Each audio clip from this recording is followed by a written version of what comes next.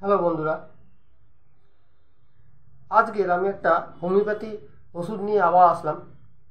খুব রেয়ার এই ওষুধটি, কিন্তু খুব ভালো একটি হোমিওপ্যাথি ওষুধ, যেটা ইউজ করলে কিছু রোগ ঠিক করে। আর মদ্যপান যারা করে তাদের ক্ষেত্রেও খুব ভালো কাজ করে। যাদের মদ্যপান আকাঙ্ক্ষা থাকে, মদ্যপান করতে ইচ্ছা করে বারে বারে, বা যারা রেগুলার মদ খায়, হ্যাঁ, যাদের একটু মানে একদিন সকালে মদ খাওয়ার পর আবার বিকালে খেতে ইচ্ছা করবে, সেরকম কোনো রোগী যদি থাকে, বা কারোর যদি প্রবলেম হয়, যে পেটের প্রবলেম হয়, সেক্ষেত্রে এই স্টারকিউলিয়া খুব ভালো একটি হোমিওপ্যাথি ওষুধ।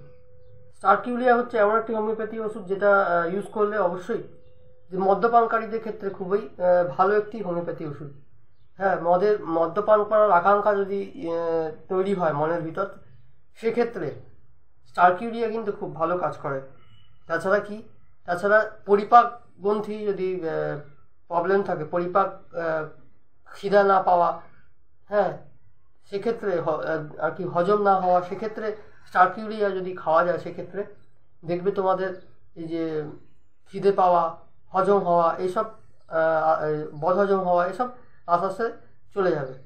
ঠিক আছে, স্টারকিউলিয়া খুব ভালো একটি হোমিওপ্যাথি ওষুধ, যেটা ইউজ করলে এই সব রোগ ঠিক হয়ে যায়। এই ওষুধ যদি খাওয়া যায়, তাহলে ক্লান্ত মানুষ আস্তে আস্তে দেখবে খুব ভালোভাবে পরিশ্রম করতে পারছে, হ্যাঁ, কিন্তু সে ক্লান্ত হচ্ছে না। খুব ভালো একটি হোমিওপ্যাথি ওষুধ স্টারকিউলিয়া, অবশ্যই ইউজ করো। স্টারকিউলিয়া খেলে যাদের মদ্যপানের আসক্তি থাকে, সেক্ষেত্রে আস্তে আস্তে এই ওষুধটি খেলে দেখবে আসক্তি আস্তে আস্তে সেই মদ্যপানের আসক্তি থেকে দূর হয়ে যায়। ঠিক আছে, তো খুব ভালো একটি হোমিওপ্যাথি ওষুধ, অবশ্যই ইউজ করো। স্টারকিউলিয়া খেলে অবশ্যই দেখবে যে বদহজম যে হচ্ছে শরীরে, পেটের ভিতর বদহজম ঠিক হয়ে যাচ্ছে, হজম হচ্ছে, হজম শক্তি বৃদ্ধি করে। খুব ভালো হোমিওপ্যাথি ওষুধ, অবশ্যই খাও। আর বন্ধুরা, যাদের ক্লান্ত শরীর, যাদের হাঁপানি রোগ আছে, সেক্ষেত্রেও এই ওষুধটি খেলে আস্তে আস্তে ঠিক হয়ে যায়।